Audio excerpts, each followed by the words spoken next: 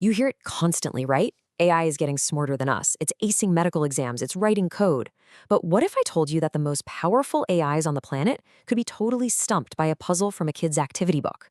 Well, today, we are unpacking a really fascinating new benchmark that shows a massive and kind of hilarious blind spot in how AI sees the world.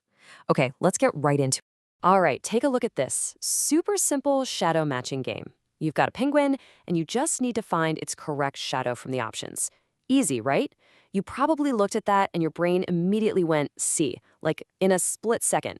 Go ahead and lock in that answer, because this one little puzzle is about to tell us something huge about the mind of an AI. And here is the big question. A toddler can crush this, no problem. But what about one of these super advanced multimodal large language models, an MLM, that's basically read the entire internet? Well, the answer is surprisingly messy. And it gets right to the heart of this fundamental difference between how machines calculate what's in a picture and how we humans actually see the world. So this gets us to the core problem that a group of researchers wanted to explore.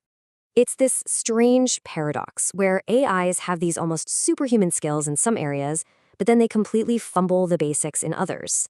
It's a huge visual blind spot. And the researchers have the perfect name for this phenomenon, the inverted competence profile. Just think about what that means. It's like you've got an AI that can write a college-level essay on astrophysics, but if you ask it to stack a few blocks, it just can't figure it out. It's got all the book smarts in the world, but it's missing that basic visual common sense that we all take for granted. And this quote from the paper just nails the reason why. See, AIs aren't really seeing the way you and I do. They're using their giant database of text to make really good guesses about what's in an image. They're basically talking their way through a visual puzzle. Instead of just looking at the shapes, the AI is kind of asking itself, okay, what have I read about penguins and their shadows? Its understanding is fragile because it's built on a foundation of words, not pure raw perception. So, if you want to test this gap, you can't use a normal test. You need something brand new, something that's designed to get around that language-based guessing and actually test those pure, foundational visual skills. And that is exactly what these researchers built. So, let's take a look inside the BabyVision benchmark. The whole method, the whole test, is broken down into these 4 key categories. You can kind of think of these as the fundamental building blocks of human vision, the skills we all picked up as toddlers way before we could even read. The researchers were really smart about this. They chose these categories specifically to isolate skills that don't depend on having a bunch of knowledge. So let's see how each one of these works. First up, we've got fine-grained discrimination. This is all about the raw ability to spot tiny, subtle differences. It's not about knowing what something is. It's about seeing that one little detail is just different from the rest. And here's a perfect example from the test. You've got a grid of 49 tigers, and one of them is not like the others. For us, our eyes just kind of scan around until something feels a little off. But for an AI, this can be an absolute nightmare. It might try to analyze every single pixel of every single tiger, instead of just seeing the whole picture and spotting the odd one out. By the way, if you're looking, it's in the 4th row, the one with its mouth closed. Okay, next up is visual tracking. This one tests a simple but really important skill, being able to follow a line or a path, especially when there are a bunch of other distracting lines all around it. A maze like this is the classic test. The skill here is basically just understanding that a line is still the same line, even when it crosses over or under another one.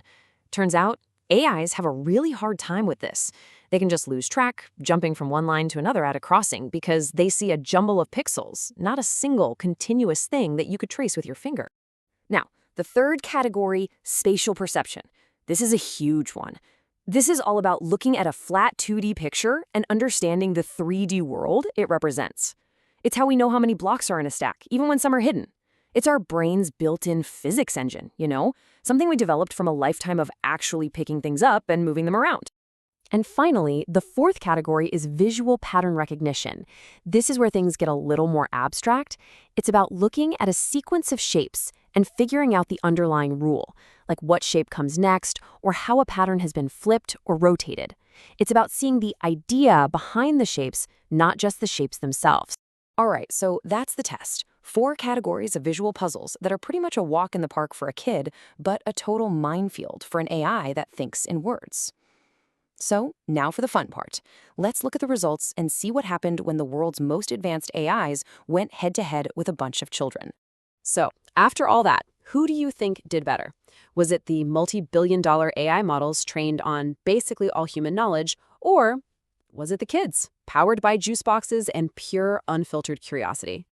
Well, this chart says it all, doesn't it? On the left, in gray, you've got all the big-name AIs, Gemini, GPT-4V, you name it. And on the right, in orange, you have the humans, broken out by age. And just look at that gap. It's not even a competition. The very best AI is barely keeping up with a 3-year-old and gets completely left in the dust by 6-year-olds and up. Let's put a hard number on that gap. The performance difference between the absolute best performing AI and the average adult human was a staggering 44.4%. I mean, that's not just a small difference, that's a whole different league of ability. And to make it even clearer, look at this. Gemini, Google's top model, scored just under 50% accuracy. The average 6-year-old? Around 66%. That is the inverted competence profile right there in front of you. The AI can probably explain general relativity, but a first grader is better at spotting the different tiger. It's wild. So what's the big takeaway from all this? I mean, this isn't just about dunking on AI. This research points to something really, really important about the direction AI development is heading and what it might be missing. Let's really dig into the conclusion here. So the paper really gives us 3 huge things. First, it created BabyVision, which is a super important new tool for the whole research community. You can't fix a problem if you can't measure it. Second, they proposed a new idea called BabyVision Gen, where the AI has to actually draw the answer. That is a brilliant way to see if it really gets it, or if it's just good at picking from a list. And third, of course, it used these tools to uncover that massive 44.4% performance gap, proving this is a major hurdle. But the real conclusion, the deep insight, is this. Today's AIs are missing what the researchers call atomic visual competencies. Think about it. A human baby learns to see by physically interacting with the world, by touching things, moving around, dropping stuff. We build our visual understanding from the ground up, one tiny skill at a time, atom by atom. These AIs are doing the complete opposite. They learned about the world through text, and now they're trying to work backwards and map all that language onto what they see. And that has created a foundation that is fundamentally shaky. Which, hey, on the bright side, it means your brain is still way better at the stuff that really matters, like, not walking into a glass door. And speaking of which, if you want your brain to stay one step ahead of your smart fridge, which might be running on one of these visually challenged models, you should probably go ahead and subscribe to VibeDoc. It's the only way to be sure you'll always know which shadow is the right one. And all of this leaves us with one final big thought to chew on. The path to true artificial general intelligence, it might not be about just building bigger and bigger language models.